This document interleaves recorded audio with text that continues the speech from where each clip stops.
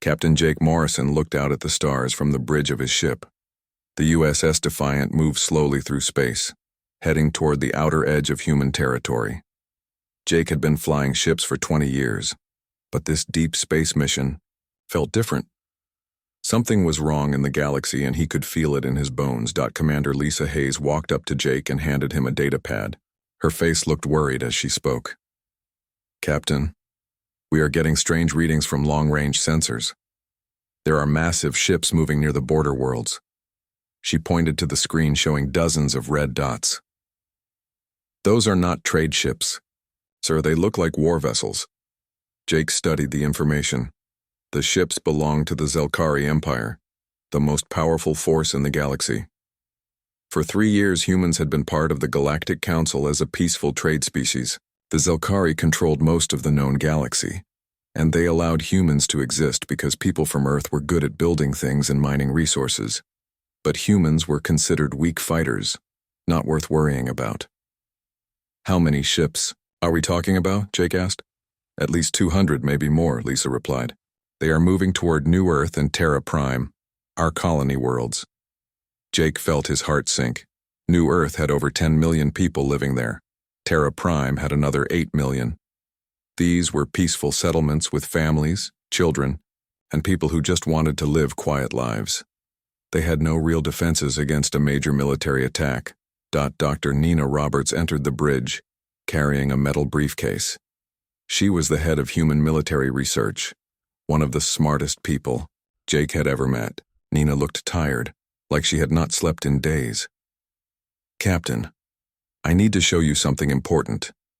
Nina opened her briefcase and pulled out a small device that looked like a metal tube. "While other species in the galaxy use energy weapons, like plasma guns and laser cannons, we have been working on something different.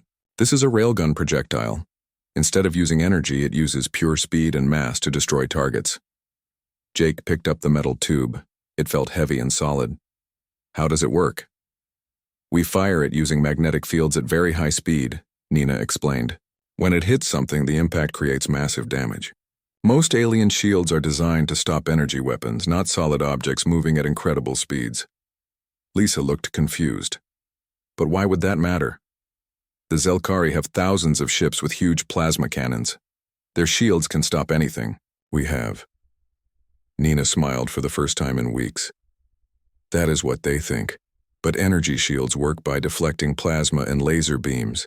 They were never designed to stop physical objects. Our kinetic weapons might go right through them." Admiral John Parker appeared on the main screen through a communication link from Earth. He was an old man with gray hair and serious eyes. John had fought in the last human war before they joined the galaxy. He understood battle better than anyone. "Captain Morrison, we have a serious problem," John said.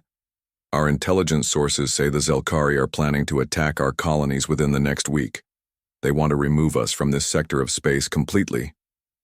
Jake felt anger building inside him. "Why now?"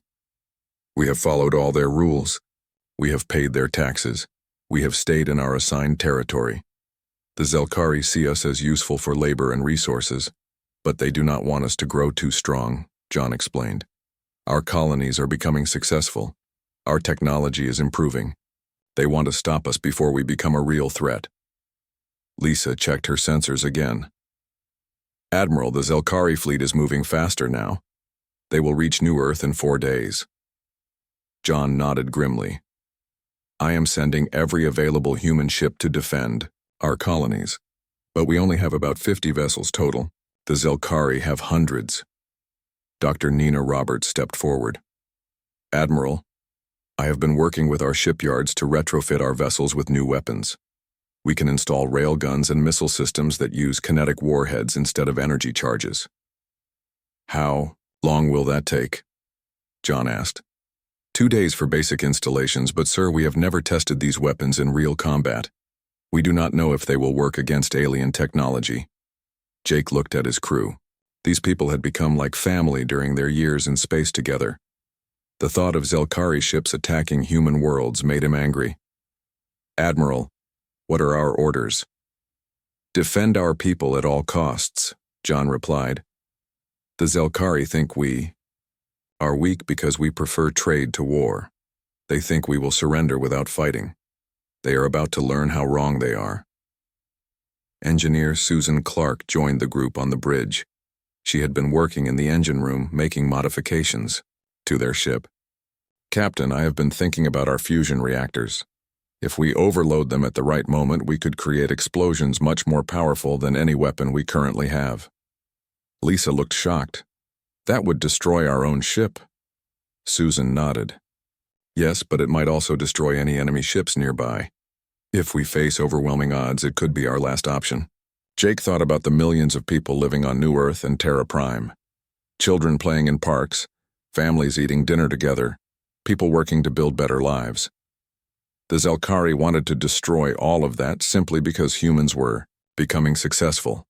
"Nina, how quickly can we get your new weapons installed on our ship?" Jake asked. 6 hours for basic railgun systems, 12 hours for the full upgrade package. "Do it," Jake ordered. "Lisa, send a message to all human ships in this sector. Tell them to rendezvous at coordinates near New Earth. We are going to make a stand."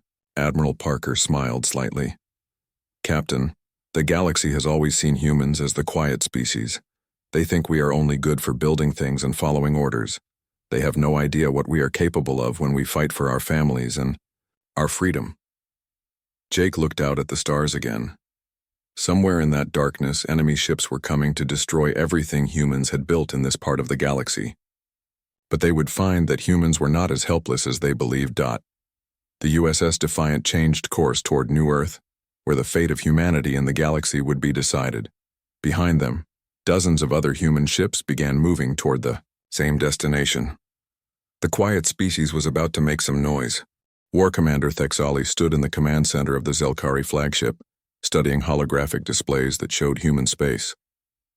The images revealed small ships, primitive weapons, and defensive systems that looked like toys compared to Zelkari technology. Thexali had conquered 17 different species in his long military career, and humans appeared to be the weakest he had ever encountered. "Report on human military capabilities," Thexali commanded his intelligence officer. "Sir, humans possess approximately 50 combat vessels total. Their largest ships are only half the size of our smallest cruisers. They use solid projectile weapons instead of plasma cannons. Their defensive systems appear to be basic metal armor plating rather than energy shields." Thexali clicked his mandibles in what passed for laughter among his species. "Solid projectiles? Do they still use gunpowder like primitive civilizations?" "No, sir, they use magnetic acceleration, but the concept is the same. They fire metal objects at targets instead of using sophisticated energy weapons."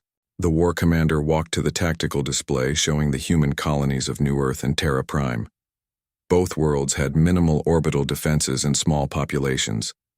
This would be simple work, hardly worthy of his attention. "How many ships does the High Command want us to use for this operation?" he asked. "Fleet Admiral Korkson has authorized 200 vessels for the complete elimination of human presence in this sector." Thexali was surprised. 200? That seems excessive for such a weak species. I could accomplish this mission with 50 ships. "The High Command wants to send a message to other species who might consider resisting our expansion. They want the destruction of humanity to be swift and absolute." Meanwhile, on New Earth, Lieutenant Colonel Brad Johnson worked frantically to prepare defenses for the coming attack. Brad had served in human military forces before first contact with alien civilizations. He understood tactics and strategy better than most people in the colonies. "How many civilians can we evacuate before the Zelkari arrive?" Brad asked his communications officer. "Sir, we have transport capacity for maybe 2 million people, but New Earth has over 10 million residents. Most will have to remain and hope our defenses hold." Brad studied maps of the New Earth system. The planet sat in the middle of an asteroid field that had been partially mined for resources. Those asteroids might provide cover for defending ships, but they could also hide attacking forces. Engineer Susan Clark arrived at the command post with blueprints for hasty defensive modifications. "Colonel, we can install kinetic weapon batteries on the mining platforms scattered through the asteroid field. They will not stop a major fleet, but they might slow them down." "How long do we have?" Brad asked. 3 days. Maybe less if the Zelkari fleet increases speed. Captain Pete Williams commanded a squadron of 12 human destroyers that had been retrofitted with experimental railgun systems. Pete had never used these weapons in combat, but test results looked promising. The railguns could fire tungsten projectiles at tremendous velocities, creating impacts that might penetrate alien armor. "Sir, we have completed installation of the new weapons on all 12 ships," reported his chief engineer. "But we only have enough ammunition for extended combat. If this battle lasts too long, we will run out of projectiles." Pete looked at tactical displays showing his small squadron against hundreds of enemy vessels. The numbers were not encouraging, but humans had won battles against bad odds before. "What about our missile systems?" "We have converted half our missiles to kinetic warheads. Instead of explosive charges, they carry dense metal cores designed to punch through armor plating." Back on the Zelkari flagship, War Commander Thexali received updated intelligence about human preparations. The reports showed humans moving ships and installing weapons on stationary platforms, but nothing that concerned him. "Sir, human vessels are gathering near New Earth. Our count shows approximately 40 ships of various sizes." 40 ships against 200? Thexali was amused. "Are they planning to surrender, or do they actually intend to fight?" "Unknown, sir. Human behavior patterns are difficult to predict. They have never faced a major military threat since joining the Galactic Council." Dr. Amy Foster worked in her laboratory on New Earth, analyzing data about Zelkari technology that had been gathered over 3 years of peaceful contact. Most species in the galaxy use similar energy-based weapons and defensive systems, but Amy had found something interesting in the technical specifications. The energy shields used by Zelkari ships are designed to deflect plasma and laser weapons. She explained to Colonel Johnson over a video link. They create electromagnetic fields that redirect energy beams away from the hull. But these shields were never designed to stop physical objects. "What does that mean for our kinetic weapons?" Brad asked. "It means our railguns and solid projectiles might pass right through their defenses. The shields simply will not know how to respond to mass-based attacks." Lieutenant Sarah Kim piloted one of the fastest human ships, a converted cargo vessel that had been modified for reconnaissance work. She flew through the outer system, gathering intelligence on approaching Zelkari forces while staying hidden among the asteroids. "Command, this is Scout 7, she reported. "I have visual contact with the enemy fleet. They are moving in standard formation with heavy ships at the center and lighter vessels providing escort. They appear to be making no attempt at stealth or tactical maneuvering." Colonel Johnson received the report with interest. "They are not trying to hide their approach." "No, sir. They seem to be treating this as a routine operation, not expecting any real resistance." Captain Greg Martinez commanded the defense of Terra Prime, the second human colony world in the system. Greg had fewer ships than New Earth, only 8 destroyers and a handful of converted civilian vessels. But he had advantages in terms of planetary defenses. "Sir, we have completed installation of ground-based railgun batteries," his weapons officer reported. "We have 24 installations that can fire into orbital space. Range is limited, but anything that comes close to the planet will face significant firepower." Greg studied the tactical situation. Terra Prime had underground bunkers that could protect most of the civilian population, but only if the orbital battle lasted long enough for people to reach safety. On the Zelkari flagship, War Commander Thex Ali prepared for the final approach to human space. His ships carried enough firepower to destroy entire planets, and he expected this operation to be completed within a few hours. All vessels maintain formation and prepare for engagement.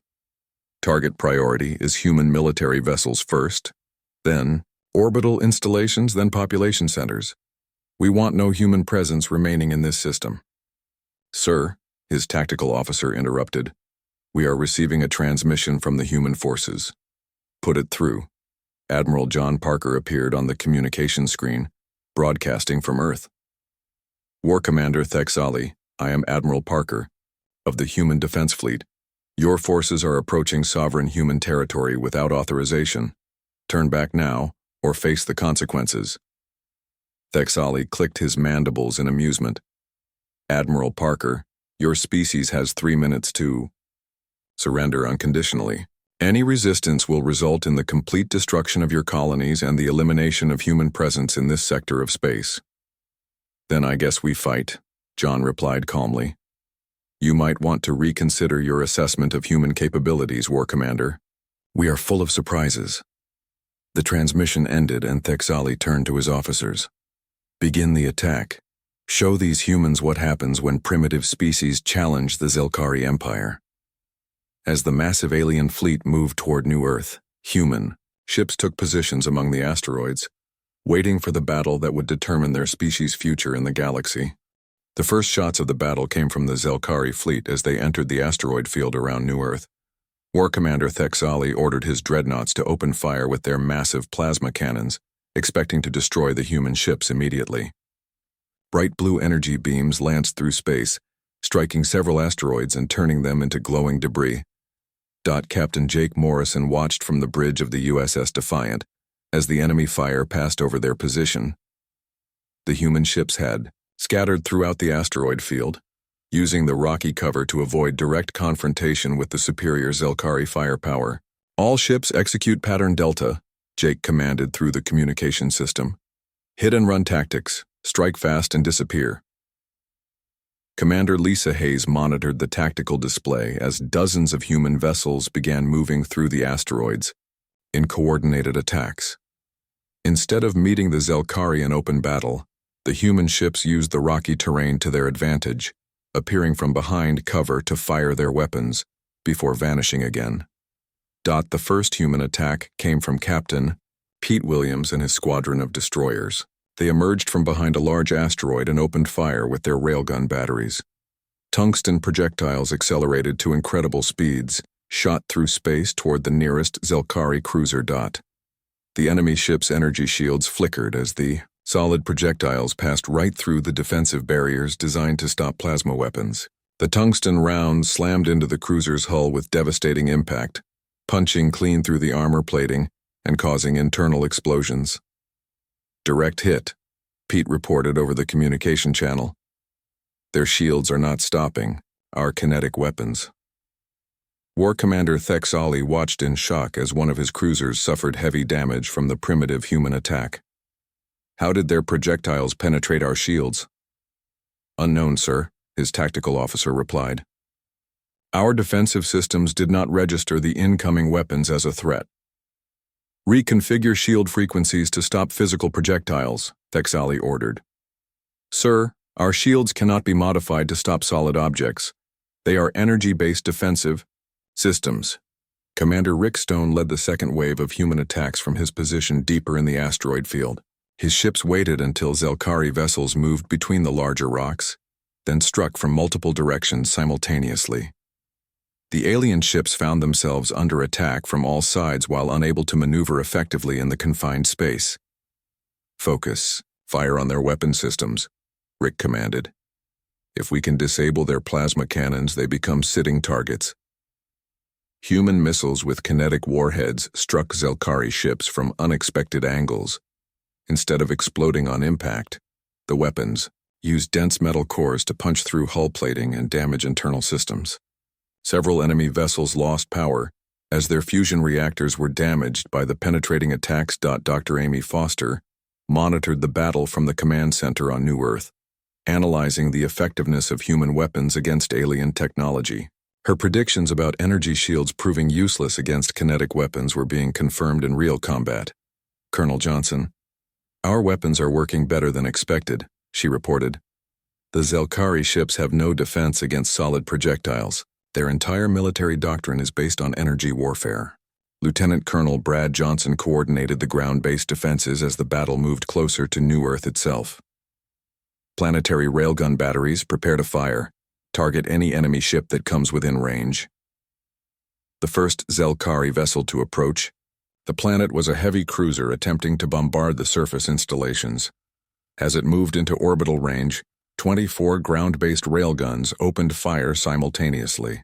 The combined barrage of tungsten projectiles overwhelmed the enemy ship's armor, causing catastrophic structural failure. Captain Greg Martinez watched the cruiser break apart from his command post on Terra Prime. Their ships are not designed to handle this type of damage. We are literally shooting holes in them faster than they can repair. Lieutenant Sarah Kim piloted her reconnaissance ship through the battle zone, gathering intelligence on Zelkari, tactics and looking for opportunities to strike. She noticed that the enemy dreadnoughts stayed at the edge of the asteroid field, using their long-range weapons to provide support while smaller ships moved closer to engage human forces. "Command, this is Scout 7, she reported. "The enemy flagship is maintaining position at the outer edge of the field. If we can get close enough, we might be able to take out their command center." Jake Morrison received the report and made a decision that would change the course of the battle. "Sarah, take your ship and get as close to that dreadnought as possible. We are going to try something that has never been done before." Sarah maneuvered her small, fast ship through the asteroid field toward the massive Zelkari flagship. Her vessel had been modified with experimental stealth coating that made it difficult for energy-based sensors to detect. The coating worked by scattering sensor beams instead of reflecting them back to the source. War-Commander Thexali was becoming increasingly frustrated as human ships continued to inflict damage on his fleet while avoiding direct confrontation. "Send fighter squadrons into the asteroid field. Force these humans out of hiding." Zelkari fighters swarmed into the rocky terrain, hunting for human vessels. But the fighters discovered that the asteroids provided as much cover for their enemies as obstacles for themselves. Human ships appeared from unexpected directions, fired quick bursts from their weapons, then disappeared again behind rocky cover. Captain Pete Williams led his destroyers in a coordinated attack against a group of enemy fighters. Remember, their fighters use the same energy weapons as the big ships. Stay close to the asteroids and use the rocks for protection. The dogfight that followed was unlike anything the galaxy had ever seen. Zelkari fighters fired streams of plasma at human ships that ducked and weaved between asteroids using the rocky terrain like a three-dimensional maze. Human pilots trained in atmospheric flight adapted quickly to the complex environment. Commander Rick Stone noticed that damaged Zelkari vessels were having difficulty maneuvering in the asteroid field. "All ships, focus on mobility kills. Damage their engines and leave them stranded in the rocks." Human tactics evolved during the battle as commanders learned to exploit Zelkari weaknesses. The enemy ships were powerful but inflexible, designed for open space combat rather than the close quarters fighting that the asteroids demanded. Dr. Nina Roberts had been monitoring the battle from her research station, analyzing weapon effectiveness and looking for ways to improve human firepower. "Jake, I have an idea. What if we coordinated a mass attack on their flagship?" "What do you have in mind?" Jake asked. "Every human ship fires at the same target simultaneously. Even their heavy armor cannot withstand that much kinetic impact at once." Lieutenant Sarah Kim had reached attack position near the Zelkari dreadnought. Her small ship was hidden behind a large asteroid, close enough to see the massive enemy vessel with her own eyes. "Command, I am in position. The flagship is directly in front of me, range 2,000 meters. Sarah, when we give the signal, ram that ship at full speed while overloading your fusion reactor," Jake ordered. "It will destroy your ship, but the explosion might cripple their command vessel." Sarah looked at the controls that would overload her reactor and turn her ship into a massive bomb. She thought about the millions of people living on New Earth and Terra Prime, depending on the outcome of this battle. "Understood, Captain. It has been an honor serving with you all. All human ships, prepare for coordinated attack on the enemy flagship," Jake commanded. "Sarah will create an opening. We finished the job." The young pilot pushed her ship's engines to maximum power and aimed directly at the Zelkari dreadnought. As she accelerated toward the massive enemy vessel, she activated the reactor overload sequence. Her ship became a guided missile carrying the explosive power of a small star. The USS Defiant and every other human vessel in the system opened fire at the same moment Sarah's ship struck the Zelkari flagship. Hundreds of railgun projectiles, followed by the explosion of an overloaded fusion reactor, created a combined impact that no ship had ever been designed to survive. War-Commander Thexali's last sight was the blinding flash of a human ship turning itself into a weapon, followed by the structural collapse of his own vessel. The flagship broke apart in a cascade of explosions that lit up the entire asteroid field.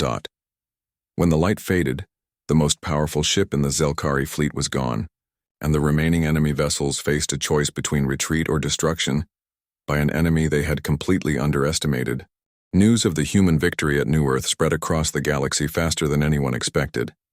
Within hours of the battle's end, every major civilization had received reports about the impossible defeat of a Zelkari fleet by a species that had been considered militarily insignificant. Admiral Paul Davis stood in the command center on Earth, reading messages that were coming in from dozens of different worlds. Species that had been conquered by the Zelkari decades ago were suddenly sending secret communications to human space, asking questions about weapons technology and defense strategies. Sir, we have received 47 communication requests from alien governments in the past 6 hours, reported Communications Officer Karen White. Most of them want to know how we defeated Zelkari energy shields.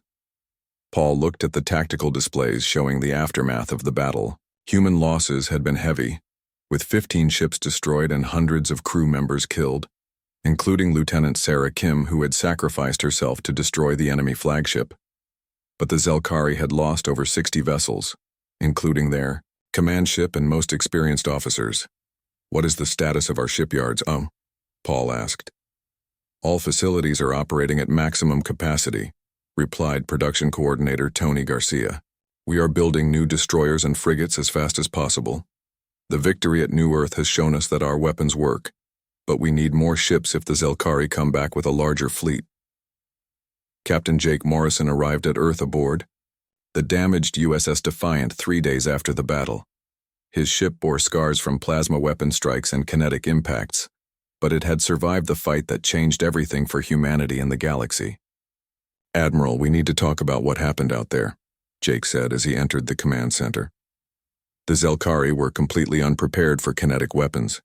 Their entire military doctrine is based on energy warfare. They have no defenses against solid projectiles. Dr. Nina Roberts joined the meeting, carrying data collected during the battle. We have confirmed that Zelkari shields cannot stop physical objects moving at high velocity. But more importantly, we learned that most alien species use similar, defensive technologies. This gives us a significant advantage. Intelligence Officer Karen White presented her analysis of communication intercepts from across the galaxy. Sir, the Altarian Republic has requested a secret meeting with our diplomatic corps. They were conquered by the Zelkari 50 years ago and want to discuss resistance operations. What about the Centauri? Paul asked. They have offered to share technology in exchange for human military advisors. The Centauri have maintained independence by paying tribute to the Zelkari, but they want to stop those payments. Admiral Davis studied the information. For 3 years, humans had been the newest and weakest members of the Galactic Council. Now, suddenly, they were being treated as a major military power by civilizations that had previously ignored them. Commander Lisa Hayes had been promoted after the battle and now served as head of tactical development. Admiral, we are receiving reports that the Zelkari High Command is mobilizing additional fleets for retaliation. Our intelligence sources say they are planning to send over 1,000 ships to eliminate humanity permanently. Paul felt the weight of responsibility settling on his shoulders. The victory at New Earth had made humanity a target for complete destruction. How long do we have? 6 weeks, maybe 8, if they have supply problems. Dr. Helen Moore entered, the room carrying a sealed container that she handled very carefully. Helen was Nina's assistant and had been working on advanced weapon systems since the first battle reports arrived. Admiral, I need to show you something that could change the balance of power in this war, Helen said. She opened the container to reveal a torpedo-shaped device covered in warning labels. This is a Nova torpedo. It uses controlled fusion collapse to create explosions equivalent to a small star going supernova. Paul stared at the weapon. How much damage could something like that cause? One torpedo could destroy an entire fleet of ships. The explosion would consume everything within a radius of several thousand kilometers. What about the risks? Jake asked. The weapon violates several galactic treaties about weapons of mass destruction. Using it would make us enemies of every civilization in the galaxy. Admiral Davis thought about the reports of Zelkari fleets being assembled for humanity's complete destruction. How many of these weapons can we build? With current resources, maybe 20 torpedoes. But Admiral, if we use them, there will be no going back. The galaxy will never trust us again. Commander Tony Garcia had been working with resistance groups from conquered worlds, providing them with kinetic weapon technology and tactical training. Sir, the Altarians have successfully liberated 3 of their worlds using human weapons and tactics. The Zelkari garrison forces were completely unprepared for solid projectile attacks. How are they getting our weapons? Paul asked. We have been sending technical specifications through encrypted channels. They are building their own railguns and kinetic missiles based on our designs. Captain Greg Martinez arrived from Terra Prime with additional intelligence about Zelkari military preparations. Admiral, our deep space reconnaissance ships have confirmed massive fleet movements in Zelkari territory. They are assembling the largest military force in galactic history, over 1,500 ships including planet-killer weapons. Paul looked around the room at his officers and advisors. The victory at New Earth had given humanity hope, but it had also made them the primary target for complete annihilation by the most powerful empire in the galaxy. We have a choice to make, he said finally. We can try to negotiate with the Zelkari offering to return to our previous status as a peaceful trade species, or we can prepare for total war and use every weapon at our disposal, including the Nova torpedoes. Dr. Nina Roberts spoke up. Admiral, negotiation is not an option. The Zelkari message to their fleet commanders was intercepted by our intelligence network. They have ordered the complete extermination of humanity and the destruction of all human worlds. Karen White nodded in agreement. Sir, we have also intercepted communications between other species. The Zelkari are using our victory as an example of what happens when they allow lesser species to become too powerful. They want to make sure no one else gets ideas about resistance. Jake Morrison thought about Lieutenant Sarah Kim and the other crew members who had died defending New Earth. Admiral, those people sacrificed their lives to protect human colonies. We owe it to them to fight with everything we have. Commander Lisa Hayes pulled up tactical displays showing human military strength compared to the approaching Zelkari force. Sir, even with our new weapons and the ships we are building, we are still outnumbered 20-1. Conventional tactics will not be enough. Admiral Paul Davis made the decision that would determine humanity's future in the galaxy. Begin production of Nova torpedoes immediately. Deploy them on our fastest ships with volunteer crews. If the Zelkari want total war, we will give them total war. Dr. Helen Moore looked at the weapon specifications on her datapad. Admiral, using these weapons will change the nature of warfare in the galaxy forever. Once we demonstrate this level of destructive power, other species will either fear us or try to destroy us. The Zelkari have already decided to destroy us, Paul replied. We might as well make sure they remember why that was a mistake. As orders went out across human space to prepare for the final battle, species throughout the galaxy watched and waited to see if the newcomers who had shaken the established order could survive the retaliation that was coming for them. The age of human insignificance was ending, but what would replace it remained to be seen. The final battle for humanity's survival began in the Proxima system, where Zelkari forces had established a forward staging area for their assault on Earth.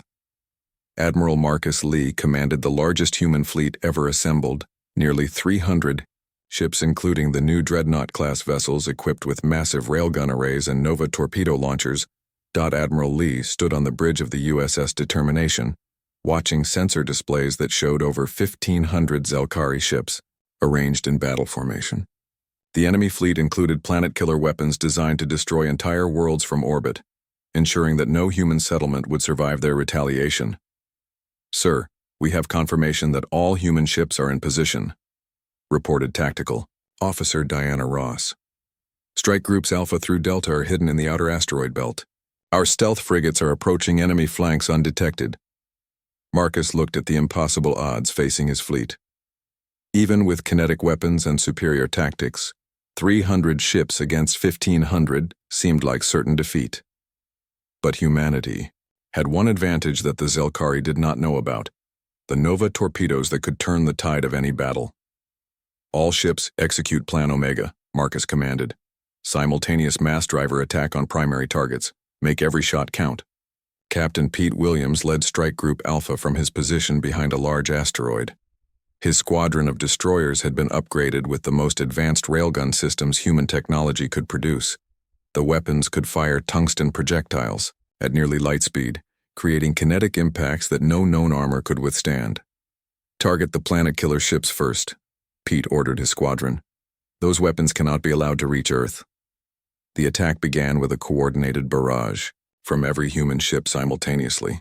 Thousands of railgun projectiles streaked through space at incredible velocities, overwhelming Zelkari point defense systems that had been designed to intercept energy weapons rather than solid objects moving at relativistic speeds. The first planet killer ship exploded in a cascade of secondary detonations as tungsten rounds punched through its hull and detonated the massive fusion charges stored in its weapon bays.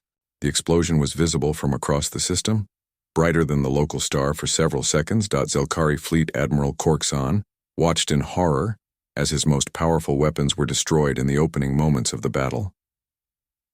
How are they? Penetrating our defenses so easily. Sir, their projectile weapons are moving too fast for our point defense systems to intercept, his tactical officer reported. Our shields are providing no protection against solid objects. Deploy all fighter squadrons, overwhelm them with numbers. Commander Frank Miller coordinated the defense against incoming Zelkari fighters from his command ship in the center of the human formation. Frank had developed new tactics specifically for dealing with enemy numerical superiority, using coordinated fire from multiple ships to create killing zones that no enemy could survive. All vessels, pattern Charlie formation. Create overlapping fields of fire. Do not let them isolate our ships. Human destroyers and frigates moved into complex formations that allowed them to provide mutual support while maximizing the effectiveness of their kinetic weapons. When Zelkari fighters attempted to attack individual ships, they found themselves caught in crossfire from multiple directions. Captain Greg Martinez led a boarding assault against a damaged Zelkari battlecruiser. His teams of human marines were equipped with magnetic boots for zero-gravity combat and weapons designed specifically for fighting in confined spaces aboard enemy vessels. Remember, their crew has never faced boarding actions, Greg told his Marines over the communication system. They do not know how to fight hand-to-hand in their own ships. The boarding pods launched from human ships struck the Zelkari cruisers, hull and cut through the armor plating using plasma torches. Human Marines poured into the enemy vessel, moving through corridors and compartments with practiced efficiency, while alien crew members struggled to organize resistance. Dr. Nina Roberts monitored the battle from her command post, analyzing the effectiveness of human weapons and looking for ways to maximize their impact. She had discovered that Zelkari ships had vulnerable points where kinetic weapons could cause catastrophic damage with precisely aimed shots. All ships focus fire on the junction points between hull sections, she broadcast to the human fleet. Those areas have minimal armor protection and contain critical systems. The tide of battle began to shift as human ships exploited every advantage their kinetic weapons provided. Zelkari vessels that had been designed to fight other energy-based civilizations found themselves helpless against opponents who used completely different military technology. Commander Tony Garcia piloted one of the experimental stealth frigates toward the Zelkari command ship. His vessel carried 2 Nova torpedoes, weapons so powerful that they had been classified as planet killers by human military command. Tony knew that using them would change warfare in the galaxy forever. Admiral Lee, this is Stealth 1, Tony reported. I have reached attack position on the enemy flagship. Request permission to deploy Nova torpedoes. Marcus Lee looked at the tactical display showing hundreds of enemy ships still fighting despite heavy losses. The battle could continue for hours, and human ammunition was not unlimited. Permission granted. All ships withdraw to minimum safe distance. Tony armed the Nova torpedoes and aimed them at the largest concentration of enemy vessels surrounding the Zelkari flagship. The weapons were designed to create controlled fusion collapse, turning matter into energy on a scale that resembled stellar phenomena. Torpedoes away, Tony announced as he launched both weapons and immediately turned his ship away from the target area at maximum acceleration. Fleet Admiral Korksan watched two small objects approaching his flagship at high speed. His weapons, officers fired plasma cannons and laser batteries at the incoming projectiles. But the Nova torpedoes had been designed to survive point defense fire. "What are those weapons?" Corkson demanded. "Unknown, sir. They appear to be some type of fusion device." The first Nova torpedo detonated 3 kilometers from the Zelkari flagship, creating an explosion that consumed matter and converted it to pure energy. The blast expanded at significant fractions of light speed, engulfing dozens of enemy ships in artificial stellar fire. The second torpedo struck the flagship directly, and Fleet Admiral Corkson experienced the brief sensation of being inside a star before the explosion vaporized his ship and everything around it. The combined detonations created a miniature supernova that lit up the entire system and destroyed nearly half the Zelkari fleet in seconds. Captain Jake Morrison watched the explosions from the bridge of his ship, seeing destruction on a scale that defied comprehension. "My God, what have we done?" Admiral Marcus Lee felt the weight of history settling on his shoulders. "We have shown the galaxy that humanity will not be destroyed quietly. Every species in known space will have seen those explosions. The remaining Zelkari ships, their command structure eliminated, and their fleet reduced to scattered survivors, began retreating from the system. The most powerful military force in galactic history had been broken by a species that had been considered insignificant just weeks earlier. Commander Lisa Hayes coordinated damage reports from across the human fleet. "Sir, we have lost 43 ships with total casualties estimated at over 2,000, but we have achieved complete victory. The Zelkari fleet has been destroyed." Dr. Helen Moore monitored sensor readings from the Nova torpedo detonations. "Admiral, those explosions will be visible from civilizations hundreds of light years away. Every species with advanced technology will know that someone has developed weapons capable of creating artificial stars." Admiral Lee looked out at the debris field where the most powerful fleet in the galaxy had been reduced to scattered wreckage and expanding clouds of plasma. "Send a message to Earth and all human colonies. Tell them the threat has been eliminated." "What about the other species, sir?" asked Diana Ross. "They will want to know what happened here." Marcus thought about the Nova torpedoes and the power they represented. Weapons that could destroy fleets, planets, or entire systems. Technology that would make humanity either the most feared or the most hated species in the galaxy. "Prepare a message for broadcast to all civilizations," he ordered. "Tell them that humanity is no longer a peaceful trade species. We are now a major military power, and we will defend ourselves and our allies against any aggression." Captain Pete Williams received the Admiral's message and thought about Lieutenant Sarah Kim, who had sacrificed her life to destroy the first Zelkari flagship. She would never see the galaxy that her courage had helped create, where humans were no longer considered weak or insignificant. The broadcast went out across the galaxy within hours, carried by faster-than-light communication networks to every major civilization. The message was simple and direct. Humanity had developed weapons that could create artificial stars, and they were willing to use them against anyone who threatened human worlds or human allies. On Earth, Admiral Paul Davis read the battle reports with a mixture of pride and concern. Humanity had won the greatest victory in their history, but they had also become the most dangerous species in known space.